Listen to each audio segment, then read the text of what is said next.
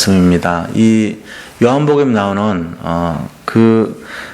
말씀을 통해서 말씀이 어떻게 성취되는가 그것을 함께 나누는데 그리스도의 방향을 맞추지 못하고 언약을 놓치게 되면은 빈금을 인생이 된다는 거죠.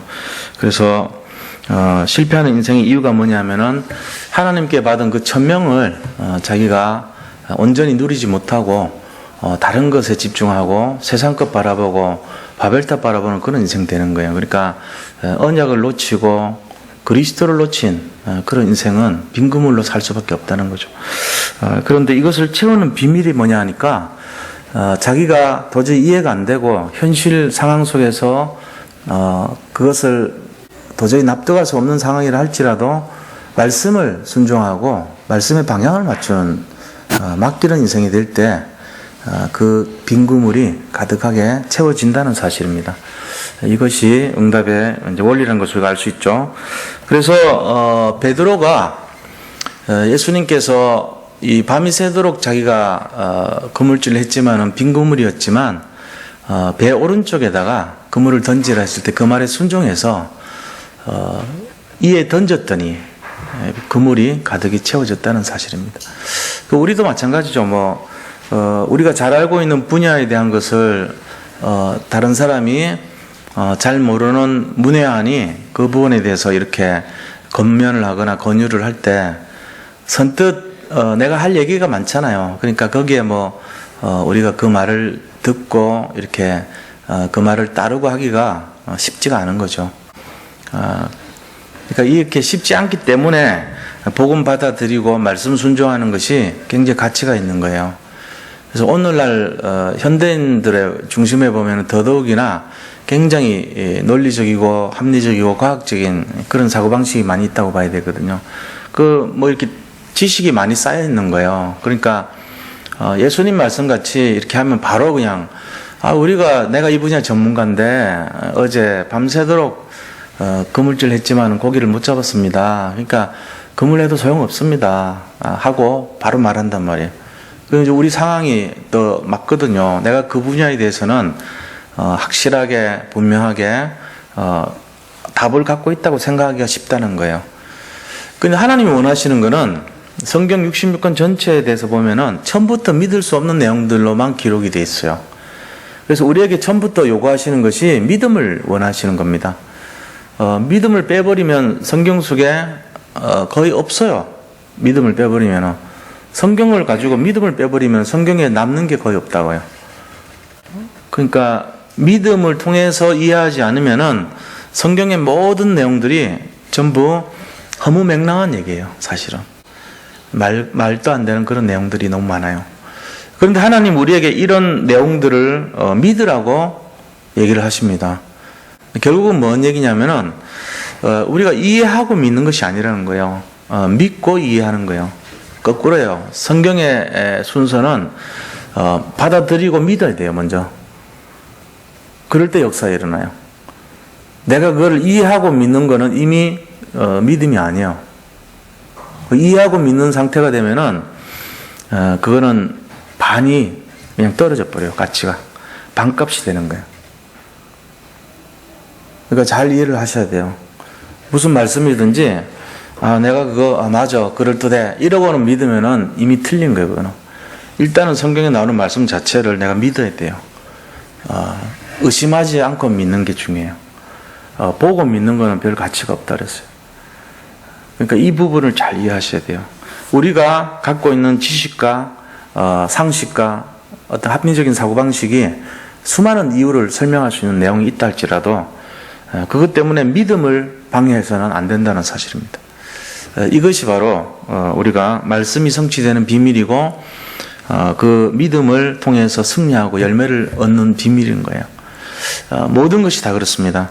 도저히 이해할 수 없는 그런 상황 속에서 믿음을 선택하는 거예요. 아브라함을 보면 그랬죠. 아브라함이 처음에는 믿음을 선택한 게 아니에요. 보이는 걸 선택했어요. 그러니까 기근이 딱 재앙이 임하니까 영적으로 보면은 가서는 안 될 애굽 땅에 가버리는 거죠. 세상을 향해서 가요. 베드로가 고기를 잡으러 가겠다는 거나 아브라함이 흉년에 애굽 땅을 가는 거나 똑같은 불신앙이거든요. 알고 보면은. 왜 그러냐면 그것은 바로 믿음의 선택을 한 것이 아니라 현실의 선택을 한 거거든요. 그러니까 우리가 현실의 선택을 하는 것이 믿음의 선택을 방해하는 것입니다. 믿음의 선택을 하는 사람들은 어떤 입장이냐면은 아무런 희망이 없는 것 같은 입장에 놓였을 때 하나님 앞에 믿음을 드리는 거예요. 내가 더 이상 아무런 받을 것도 없는 것 같고 더 이상 보일 게 없는, 현실적으로 사방에 아무것도 나타난 것이 없는 것 같은 상황에서 주님 앞에 믿음을 드리는 거예요. 내가 가야 될 길이 너무나 막막하고 막연하고 준비된 것이 없는 것 같은데 하나님의 뜻을 먼저 생각하는 걸 말하는 거예요. 그게 믿음이라는 거예요. 그러니까 믿음은 굉장히 무모한 것처럼 보일 수도 있습니다. 근데 그런 부분들을 우리가 잘 봐야 돼요. 그래서 응답이 되는 원리, 응답을 받는 원리, 이게 이제 그런 내용들이죠. 전부 다. 그래서 영적인 우선순위가 뭐냐, 우리 인생에 하나님 앞에 내가 중심을 먼저 드리는 그 우선순위가 어떤 것이냐, 이런 부분에 대한 내용이란 말이에요. 베드로는 고기 잡으러 가겠다, 이거는 우선순위가 뒤에 거잖아요. 해도 되고 안 해도 되는 거거든요. 근데 주님을 기다리고 있는 상태에서 우선순위를 바꿔버린 거예요. 여기서 문제가 생긴 거죠. 그런데 다시 회복된 원리가 말씀에 순종을 했다는 거예요. 거기에 대꾸하지 않았다는 거예요. 자기가 많은 걸 알고 있지만 입을 다물었다는 거예요. 그게 믿음이거든요. 우리 자신들도 이 원리를 잘 찾으셔야 돼요. 강단에서 막 너무나 터무니없고 무모한 얘기를 하는 것 같아도 우리가 그것이 언약과 방향이 맞다면은 순종할 줄 아는, 그게 믿음이라는 거죠. 자, 오늘 말씀도 마찬가지입니다. 언약을 성취하는, 말씀을 성취하는 결혼은 어떤 것인가? 언약 중심의 결혼은 어떤 것인가? 그걸 우리가 잡아야 되잖아요. 그래서 오늘 이삭이 결혼을 준비하는 그 모습을, 가정을 쫙 설명하는 거예요. 굉장히 길어요. 창세기 24장은 창세기에서 제일 긴 장입니다. 그래서 제일 뒤에까지 하면은 67절까지 있어요. 근데 이거를 지금 다 읽을 수는 없거든요. 창세기 24장을 전체를 보는 가운데 9절까지를 가지고 이제 설명을 해 나갈 겁니다. 자, 첫 번째, 결혼의 원칙이라는 제목입니다. 첫 번째는 결혼의 원칙이 뭐냐. 1절 보세요. 창세기 24장 1절 보니까 아브라함이 나이가 많아 늙었고 여호와께서 그에게 범사에 복을 주셨더라, 이렇게 되어 있습니다. 아브라함에게 범사에 복을 주십니다. 창세기 12장 2절에 보니까 너는 복이 될지라 그랬잖아요. 복의 근원이라고 그랬어요. 하나님께서 아브라함을 가나안에 부르셨을 때 너는 모든 사람들의 복이 될 것이다, 이렇게 말씀을 하셨죠. 자, 이거는요 역시 말씀이 창세기 24장 1절에 이렇게 복을 얻은 이유가 뭡니까? 그것은 바로 창세기 22장 사건 때문에 그렇죠. 모리아산에서 이삭을 하나님께 드린, 그 번제를 드려라 했을 때 거기에 순종한 그 사건 이후로 아브라함은 모든 것이 응답을 받는 형통한 인생이 되었던 거예요. 모든 것이 복을 받는 인생이 됐어요. 하는 것마다 응답을 받았죠. 이게 이제 형통한 인생이 되는 거예요. 이유는 뭐냐면 하나님 앞에서 믿음을 통과했기 때문에 그래요. 믿음의 시험에 통과했기 때문에 그런 것입니다. 하나님 앞에서 믿음의 시험을 쳐요, 우리는.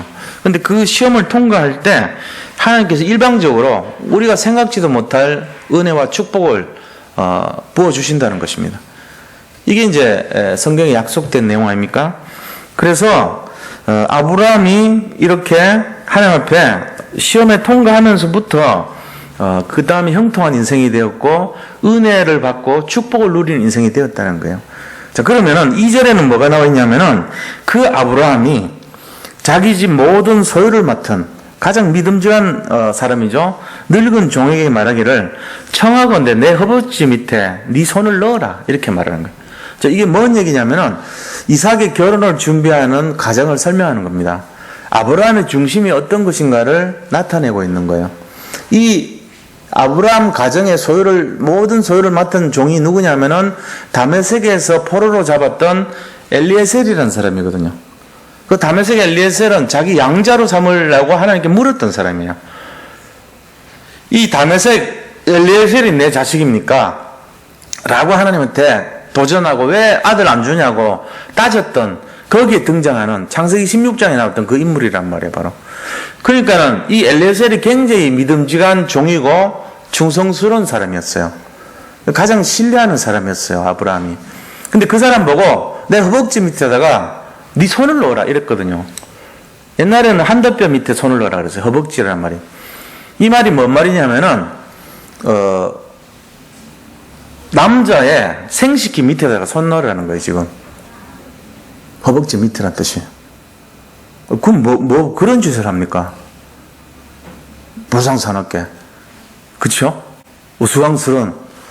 그게 아니에요. 이 의미가 뭐냐면은 하나님과 아브라함이 할례를 약속받은 장소가 이제 그 생식기조 아닙니까? 그러니까 거기에 손을 넣으라는 말은 네가 할례 맺던 그 장소와 언약을 맺으라는 거예요. 맹세를 하라는 거예요, 지금. 다시 말하면 네가 하나님 앞에 맹세하라 이 얘기예요. 네가 내가 앞으로 너에게 지시하는 그 일에 대해서 하나님 앞에 맹세를 하라는 뜻이에요. 그래서 한도뼈 속에 손을 넣으라는 말은 가장 신뢰할 수 있는 사람, 가장 믿을 수 있는 사람과 맹세를 맺을 때 했던 이스라엘의 전통 방식입니다, 이게. 남자의 그 사타구니 속에다 손을 집어넣어서 맹세하는 거예요. 할례 맺은 것이 하나님의 명령이니까. 아브라함이 할례를 몇 살 때 받았어요? 나이 제일 늦게 받았어요, 아브라함이. 99세 때 받았습니다. 인간 중에 제일 늦게 할례 받은 사람이 아브라함이에요. 이 이삭 낳기 1년 전에 할례 받았거든요. 그래 놓고는 그 이삭이 커가지고 장가를 보내야 되는데 지금 그 일을 맡을 사람한테 자기 사타구니 사이에 손 넣어가지고 맹세하라는 거죠. 그럼 이게 뭔 태도예요? 아브라함의 마음 속에는 하나님과 엘리에셀을 같이 맹세시키려고 하는, 다시 말하면 하나님의 절대 주권을 믿고 언약 중심으로 이 결혼을 진행하겠다는 단호한 결의와 의지가 있는 거예요. 내가 이제 앞으로 무슨 일을 하잖아요. 내가 어떤 일을 진행하잖아요. 그런데 내가 그 일을 하는 데 있어가지고 내가 하나님 앞에서 하겠다. 내가 이 아이를 결혼시킨 데 있어가지고 어떤 타협도 하지 않고 하나님의 절대 주권 속에서 하나님이 인도하시는 대로 하나님의 뜻과 계획 속에서 하겠다. 이 뜻이란 말이에요, 그게. 그게 바로 할례 맺은 장소에다 손 집어넣어서 맹세라는 거였어요, 그게. 그 중심을 우리가 딱 헤아려야 돼요. 이 2절의 말이 그런 의미가 있어요. 하나님께 네가 맹세하라 이런 뜻이에요. 자, 이런 상황 속에서 이제 우리가 뭐를 봅니까? 아브라함의 자세를 봅니다. 아브라함의 신앙의 모습을 볼 수 있죠. 아무리 종이라고 그러지만 거기다가 손 넣은 거 심나고요. 그 말이 안 되는 얘기죠. 근데 그만큼 단호하고 결단에 있는 아브라함의 모습을 느끼게 해주는 부분이에요. 자, 그런데 3절, 4절 보니까 그렇게 하면서 결혼의 원칙을 얘기합니다. 네가 가서 어떻게 인도를 받아라 하는 명령을, 미션을 주는데요. 3절 보니까 내가 너에게 하늘의 하나님 땅의 하나님이신 여호와를 가리켜 맹세하게 하노니, 이제 맹세했잖아요. 그 한도뼈 사이 사타구니 사이 손 집어넣어 맹세시켜 놓고는 너는 내가 거주하는 이 지방 가나안 족속의 딸 중에서 내 아들을 위하여 아내를 택하지 말고, 이게 원칙의 첫 번째예요. 이 가나안에서는 내 며느리를 택하지 말라는 거예요. 왜 그랬을까요? 그 가나안 땅에는 우상을 숭배하던 그 우상의 자녀들이 있거든요. 그러니까 바알신, 아세라신 섬기고 영적으로 타락했고, 그리고 성적으로도 굉장히 문란한 장소예요, 거기가. 남자들도 보면은 이 동성애를 했던 장소예요. 그리고 그냥 이렇게 외부에서 사람 올 때 소돔성 같은 경우도 그렇잖아요. 그러니까 막 밤새도록 막 내주고 막 이런 분위기란 말이에요. 그냥 굉장히 성적으로 타락한 그런 모습을 본 거예요. 우상 숭배하던 장소에다가, 성적으로 문란한 장소에다가 가난해 있는 사람들의 중심과 자세와 태도가 굉장히 좋지 않은 것을 아브라함은 파악을 하고 있었던 거예요. 아, 이런 사람들이 이방의 이 사람들이 우리 씨앗이 되고 우리의 가문이 되면 안 되겠구나 하는 걸 깨달았던 거예요. 그래서 아브라함은 그 부패된 속성을 갖고 있는 가나안 족속과는 이 혼인을 할 수가 없다라고 단서를 맺은 겁니다. 결혼의 하나의 원칙이었어요. 그러면서 뭐라고 얘기하냐면은 5절과 6절에 얘기하기를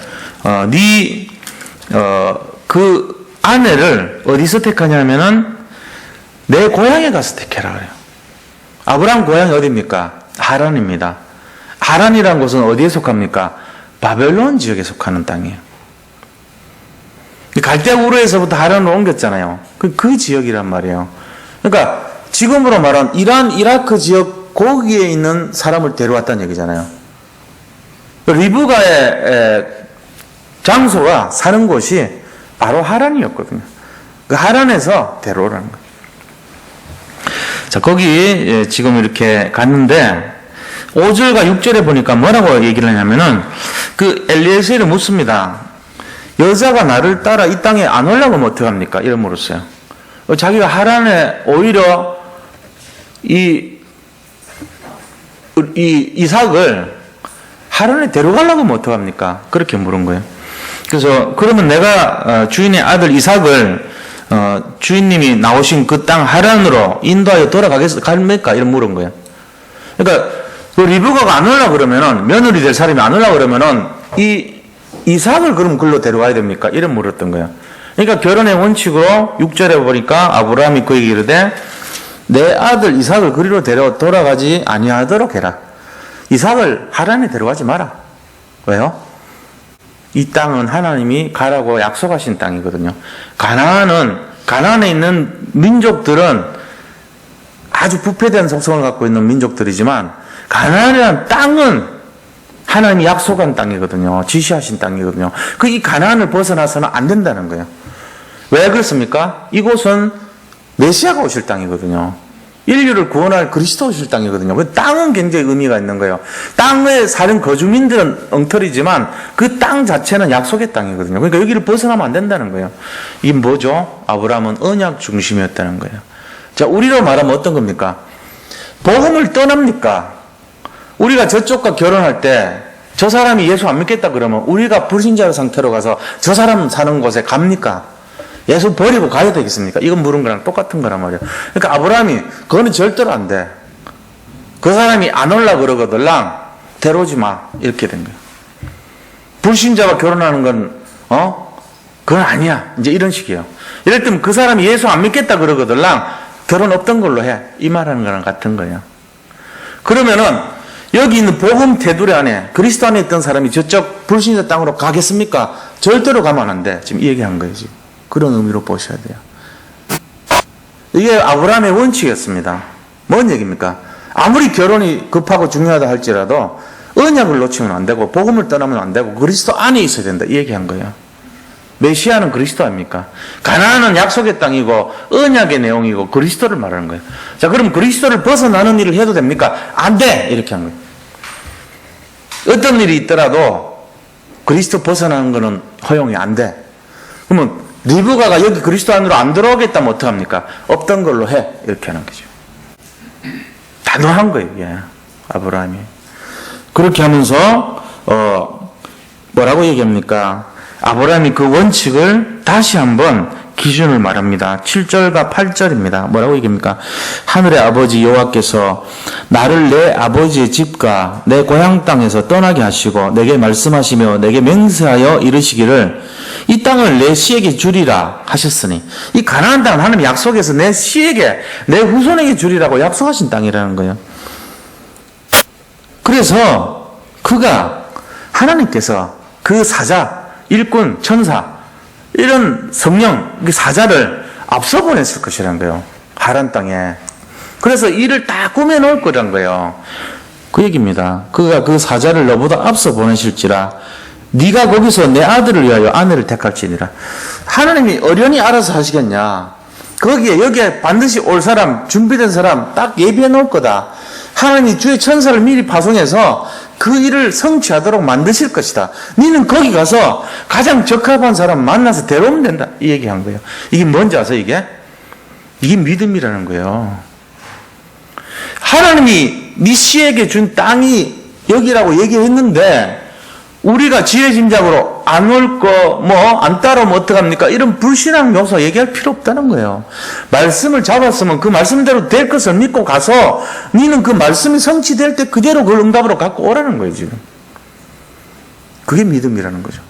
그런데 우리는 뭐라 합니까? 그럼 믿음 없으면 어떻게 생각하죠? 우리는 온갖 생각 다 합니다. 될 거, 안 될 거, 경우의 수 다 따져가지고. 그게 뭐죠? 불신앙이란 말이에요. 불신앙과 믿음은요, 종이 한 장 차이예요. 믿음은 뭡니까? 말씀 중심, 언약 중심. 하나님이 주신 그 말씀 그대로 중심이고요. 불신앙은 뭐죠? 나 중심, 내 생각 중심이에요. 이 두 가지 차이예요. 그 누가 생각을 이끌어 가는가의 차이에 따라서 믿음과 불신앙이 딱 구분된다는 거예요.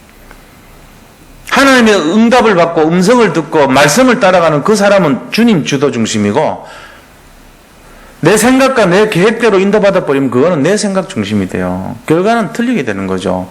조그마한 차이 같은데 엄청난 결과의 차이가 납니다. 우리가 이거를 잘 인도를 받아야 돼요. 아브라함의 초창기 실패한 모든 거에는 누가 들어가 있어요? 아브라함이 들어가 있었어요. 그런데 어느 순간인가 하나님이 주도하는 인생이 되면서부터 아브라함이 사라지기 시작하는데 그게 언제입니까? 창세기 13장 9절부터예요. 네가 좌하면 내가 우하고 네가 우하면 내가 좌하겠다. 네가 선택하고 난 남는 거 할게. 그때부터 하나님 중심으로 바꾼 거야. 나는 아무렇게나 좋아. 나는 말씀 따라가고 나는 하나님 인도 따라갈 거야. 그래가지고 아브라함이 얻은 결과가 뭐죠? 가병 318명 축복 얻고요. 하나님의 응답을 얻었는데 나는 너의 방패가 될 것이고 네 상급이 될 것이다. 이거 얻고요. 그 다음에 하나님이 아브라함에게 내가 너에게 내가 할 일을 내가 가르쳐 주지 않겠느냐, 이 정도로까지 가까운 사이가 되고요. 소돔 고모라 멸망할 때도 흥정하는 사이가 되고요. 하나님께서 이 이삭을 바치라 그럴 때도 아브라함은 하나님께 먼저 맡기고 무조건 가버리는 믿음의 사람, 순종의 사람이 됐어요. 그렇게 하면서 복의 근원의 축복을 누리고 하나님이 그 씨를 축복하는 언약을 잡습니다. 네 씨로 말미암아 천하 만민이 복을 얻을 것이고 네 씨가 대적의 문을 얻을 것이라 그러면서 여호와의 일에 하나님을 딱 보여주면서 내가 이제야 네가 나를 사랑한 것을 인정한다는 믿음의 도장을 찍어주는 거예요. 이게 아브라함이 받았던 하나님 우선주의 신앙의 열매입니다. 그래서 믿음의 조상이 됩니다. 우리 인생도 마찬가지입니다.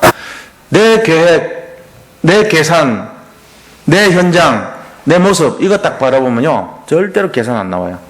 근데 하나님 우선주의로 하면요, 하나님 먼저 생각하면요 답이 있어요. 모든 사람들이 다 걸려있는 문제예요. 그게 나 중심, 하나님 중심. 여기서 아브라함을 우리가 잘 봐야 돼요. 지금도 마찬가지입니다. 아브라함이 옛날 같았으면은 찾기가 어렵거들랑 이삭을 데리고 가라 이랬을 수도 있어요. 먹을 것 찾아서 애굽을 가듯이. 어려움을 당하거들랑 당신이 나를 오빠라고 얘기해라. 이렇게 편법을 쓸 수 있어요. 그리고 하나님 앞에서 여러 가지 핑계와 이유와 사정을 얘기할 수 있었어요. 근데 그런 거 다 내려놓고 부정하고 부인하고 안 하고 하나님이 말씀하신 거에 그 액면 그대로를 지키기 위해서 모든 것을 중심을 들였던 거예요. 이게 달라진 거죠. 이제 어떤 핑계도 되지 않고 이에 던졌더니 베드로가 어떤 말도 하지 않고 그대로 그물을 내린 거랑 똑같은 게 아브라함의 믿음의 시작이었어요. 자, 이렇게 하면서 8절에 뭐라고 얘기합니까? 만일 여자가 너를 따라오려고 하지 아니하면, 안 따라오려고 그러면 나의 이 맹세가 너와 상관이 없나니 오직 내 아들을 데리고 그리로 가지 말지니라. 이거 결혼 없던 거로 해라. 차라리 복음을 떠나고 가나안을 떠나고 그리스도를 떠나면 안 돼. 원칙이 이게 아브라함의 절대적인 원칙이에요. 그냥 어떤 일이 파혼이 되더라도 결혼을 못하더라도 이삭은 글로 가면 안 돼. 거기서 이쪽으로 와야 돼. 이거 얘기한 거예요. 자, 여기서 아브라함의 중심이 완전히 우리는 느낄 수 있죠. 믿음이란 게 뭔지를 알 수 있죠. 영적인 우선순위가 뭔가를 우리가 세워야 돼요.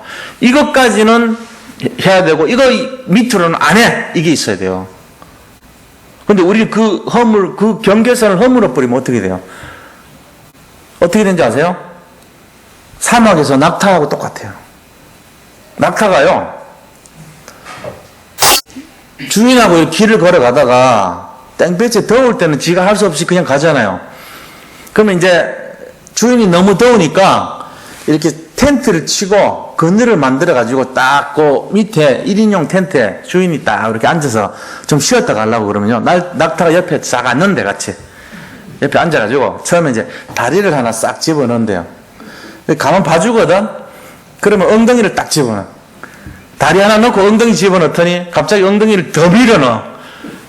그렇게 조금씩 하면서 나중에 주인을 차내버린대. 지가 거기 그늘에 딱 앉아있대. 그러지 됩니다. 우리가 처음에 다리 하나 들어올 때 때려야 돼. 안 돼! 그러면서 나가! 이걸 해줘야 되거든요. 아니면 다리는 봐주더라도 엉덩이 들이밀 때 엉덩이를 찰싹하고 하면 때려야 돼. 나가. 그래서 지가 이렇게 좀 눈물 흘리는 눈빛을 하면서 이렇게 엉덩이 다시 밀고 다리만 이렇게 하게, 그 정도는 이렇게 봐줘야지. 거기에서 허용을 해줘. 이거서는 안 돼. 이게 있어야 되는데 가만 놔두면 자기를 차낸다니까요. 마귀가 그렇잖아요. 불신앙 하나 턱 집어넣어요. 그러고 또 엉덩이 턱 집어넣습니다. 이 정도면 괜찮겠지? 주인이 마음이 좋아가지고 뭐 그 정도는 돼. 거기까지 돼. 나중에 보니까 자기는 밖에 나와 있어. 자기는 울며 일을 가는데 지금 마귀가 나를 장악하고 있네. 이렇게 된단 말이에요. 우리가 불신앙을 조금 받아들이기 시작하면 슬슬 그래 됩니다. 나중에 내 믿음이 어디 갔지? 어느 날 뒤집어 보니까 믿음이 없어져 버렸어. 이 모양 되는 거예요. 그래서 우리 자신들이요, 그 믿음의 신앙의 경계선을 잘 지키시기 바랍니다.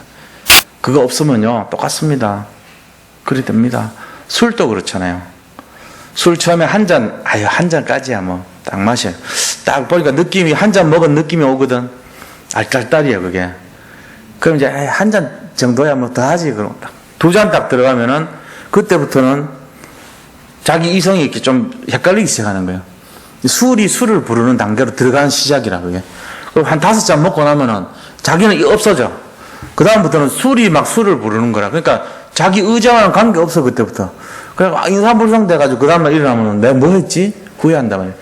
이게 이제 인생입니다. 우리가 그래 살아요. 잘못하면은. 그러니까 알면서도 그렇다니까요. 개구리가 굉장히 춥단 말이에요. 그러고 있다가 이 따뜻한 물 속에 들어가. 물이 따뜻하거든. 목욕물 같이.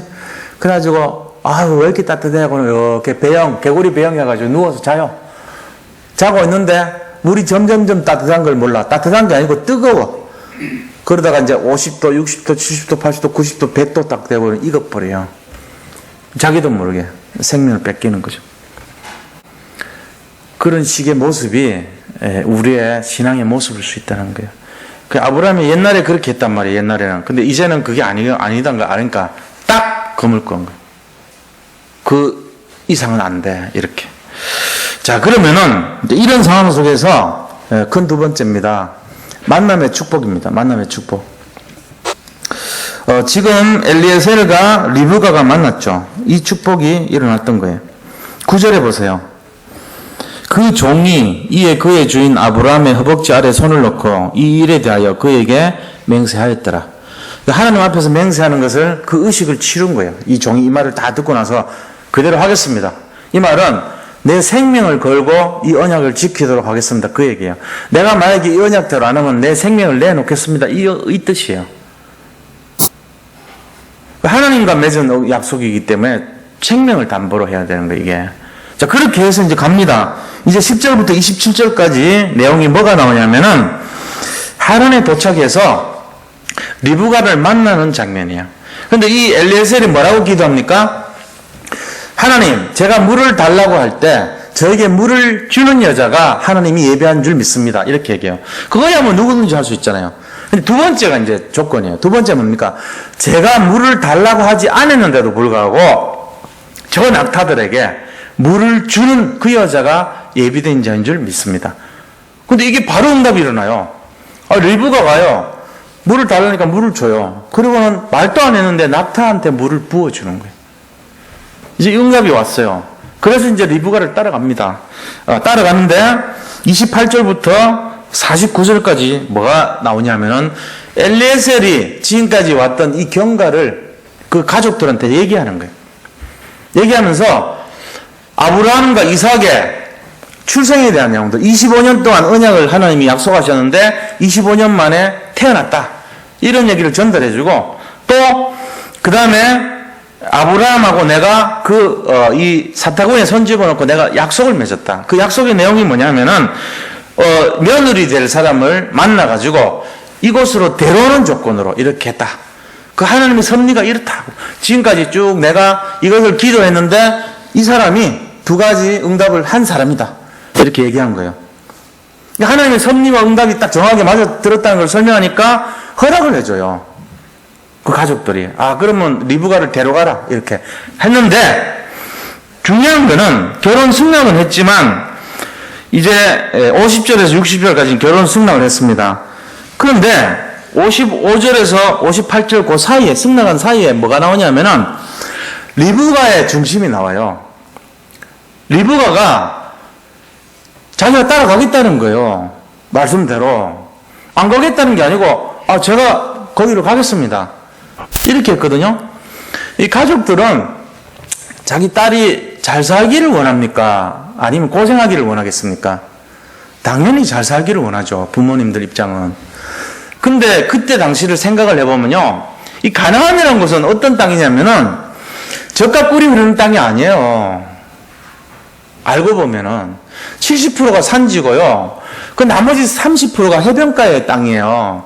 젖과 꿀이 흐르는 땅이라기보다는 굉장히 척박한 땅이고 사막화된 땅이고 고생하는 땅이었어요. 문명이 발전되지 않은 땅이에요, 거기는. 근데 이 화란이라는 곳은 어떠냐면은 세계 전체에 티그리스 유프라데스 강 중심으로 모든 문명의 발상지예요, 거기가. 애국과 마찬가지란 말이에요. 그러니까 거기는 이 바벨론 문명 전의 상태 아닙니까? 이 하란이라고 하는 것은 4대 문명의 발상지 중에 하나인 굉장히 화려한 도시였다고 보시면 돼요. 거기에 자기 딸이 서울에 살고 있다가 여기로 비교를 하자면 저 강원도 골짜기로 지금 가야 되는 거예요. 그것도 두메산골로. 그러니까 뭐라고 얘기했어요? 얘야, 집에 좀 열흘이라도 좀 있어라. 네 지금 고생하는데 못 볼 거 아니냐. 열흘만 묵었다가, 이러니까 리브가가 뭐라 그래요? 아닙니다, 저 바로 가야 되겠어요. 바로 따라가는 거예요, 지금. 이 리브가 이 뜻이 뭐냐면요, 고리란 뜻이, 고리. 무슨 고리인지 아세요? 연결고리란 뜻이에요. 다시 말하면은 이 하나님과 언약 사이에 고리 역할을 하는 거예요. 리브가가 아브라함이 말했던 그 언약을 그대로, 그 조건을 그대로 성취하는, 하나님의 말씀을 성취하는 연결고리 역할을 했던 거예요.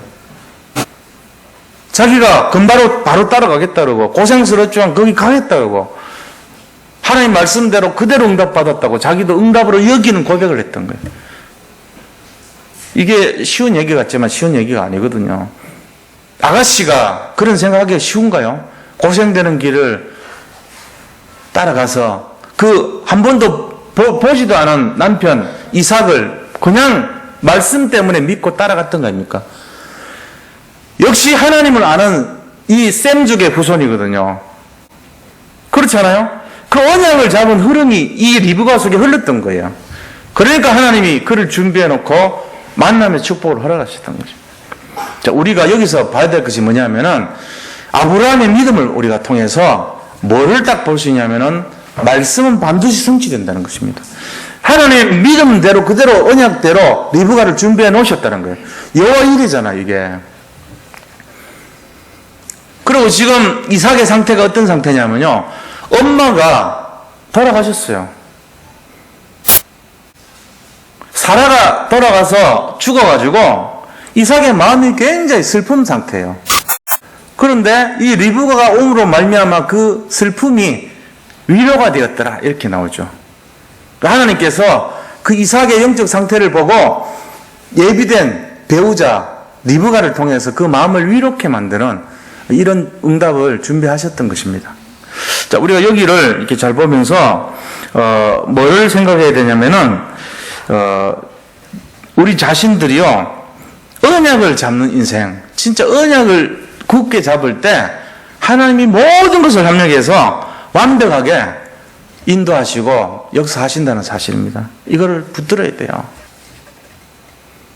그래서 결론을 좀 말씀드리면 이런 겁니다. 결론은 뭐냐면요. 자, 우리가 뭘 준비를 하더라도 언약 중심의 결혼을 해야 된다는 거예요. 지금 세상 사람들의 결혼은 언약 중심입니까? 솔직하게 얘기해서. 언약 중심의 결혼이 아닐 수도 있어요. 그렇잖아요? 세상 사람들을 비유하는 얘기를 하나 해보자면요. 이런 거예요. 이 문어 총각이 멸치 아가씨하고 결혼을 이제 선을 봤어. 딱 보고 났더니 뭐라고 얘기하냐면 멸치 집안에서 결혼을 반대하는 거예요. 그럼 왜 그러냐니까 우리는 자고로 뼈대 있는 집안이었다는 거예요.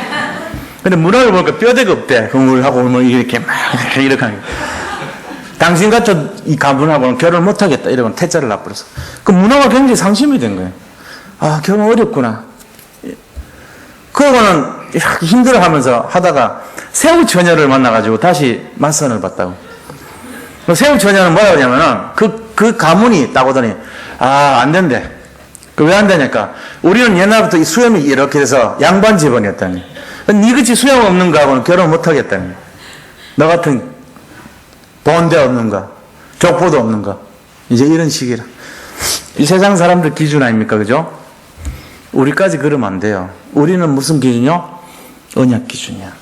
문어든 새우든 멸치든 관계없어. 그냥 이렇게 결혼하는 거지. 수염 달렸든지 뼈대 있든지 없든지 관계없어요. 그게 기준되면 세상 기준이죠. 세상 기준, 성공 기준, 눈에 보이는 기준, 그거 따라가면 안 된단 말이에요. 무슨 기준이요? 하나님의 말씀 기준, 언약 기준. 예수 믿는 사람이 맞다면, 저 사람이 진실하다면 볼 것도 없어도 결혼할 수 있어야 돼요. 그게 맞는 거예요. 그래도 그렇지 하면 안 돼. 그러면 또 이상한 거예요. 주로 아가씨들이 젊을 때 그런 기준이 없잖아요. 그럼 뭘 많이 보죠? 껍데기 많이 봐. 겉으로 있는 거, 겉에. 이거 보니까 많이 낭패당한단 말이에요. 진짜를 못 봐. 속에 있는 거, 영적인 거, 이런 거 관심도 없어요. 영적인 거 얘기하면 하품 팍 합니다. 마음을 얘기하면요, 조금 감동이 오는 듯 하다가도 다이아몬드 주는 사람 쫓아가요. 겉으로 보이는 거, 그게 더 중요한 거라. 이게 이제 지금 오늘날 현실이에요. 아닌 것 같이 하지만 부모들 마음도 그렇잖아요, 솔직히. 다른 어떤 것보다도 물질을 많이 따라가게 계산합니다. 그런 거 중심돼 버려요. 그럼 물질 많으면 뭐 할 건데요? 나중에 고생합니다. 다른 여자, 자기 부인 번쩍 차버리고 돈 많은 사람 따라가고 그런 거 당해보면 어떻게 되겠어요? 그게 아니었구나. 깨닫좀 늦죠.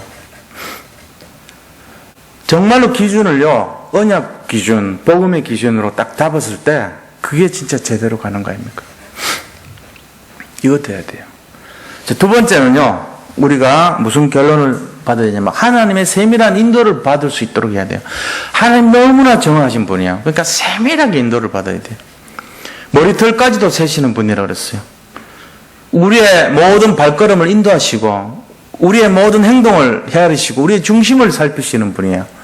그러니까 우리가 어떤 자세로 어떤 믿음을 드렸는가 그거를 하나님 끝까지 기억하시는 분입니다.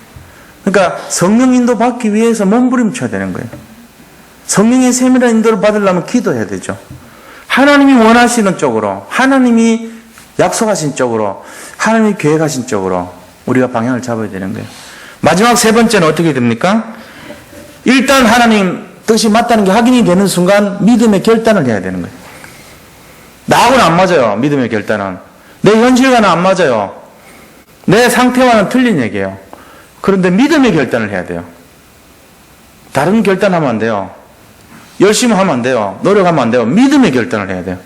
믿음의 결단이라는 것은 열심과 노력이 아닙니다. 믿음입니다. 믿음은요, 뭐하고 같습니까? 우선순위와 연결됩니다. 믿음은요, 방향과 연결됩니다. 믿음은요, 주님 중심과 연결됩니다. 이런 거지, 내가 열심과 노력과 뭐 이런 건 내가 들어가는 거지, 잘못하면. 오히려 믿음을 방해합니다. 그런 게 아니에요. 믿음은 중심을 말하는 것이고, 믿음은 방향을 말하는 것이고, 믿음은 우선순위를 말하는 것입니다. 이거를 누릴 수 있어야 돼요. 그래서 결단해야 돼요. 내가 뭘 먼저 할 것인가? 내가 어떤 방향을 잡을 것인가? 내가 어떤 중심을 들을 것인가? 이게 하나님 기뻐하신 쪽이라. 그거를 놓쳤다면 허무한 인생 됩니다. 신앙생활이라는 먼 마라톤을 달리는데 우리가 중간중간 믿음을 하나님 앞에 경주해야 될 때가 많아요. 믿음으로 달려야 될 때가 많아요. 숨은 지금 차가지고 헉헉거리면서 너무너무 힘든 상황이지만 믿음을 드려야 될 때가 많아요. 그때 믿음에 승리할 때 아브라함처럼 이 믿음의 응답을 받고 믿음의 조상이 되는, 믿음의 모델이 되는 그런 증인의 삶을 살 수 있을 것입니다. 오늘 받은 이 말씀을 잘 생각하시면서 성령의 세밀한 인도를 받아 최고로 열매를 맺고 승리하는 축복의 삶이 되시기를 축원드립니다. 자, 받은 말씀을 잘 생각하면서 같이 한번 기도하도록 하겠습니다. 하나님 앞에 기도합니다. 하나님 감사합니다. 아브라함의 믿음을 본받게 하여 주시옵소서. 하나님 말씀을 성취하는 언약적인 결혼의 기준을 가지고 주님이 원하시는 뜻과 계획과 방향으로 인도받는 그러한 축복의 믿음이 되게 하여 주시옵소서. 하나님께서는 지금도 우리와 함께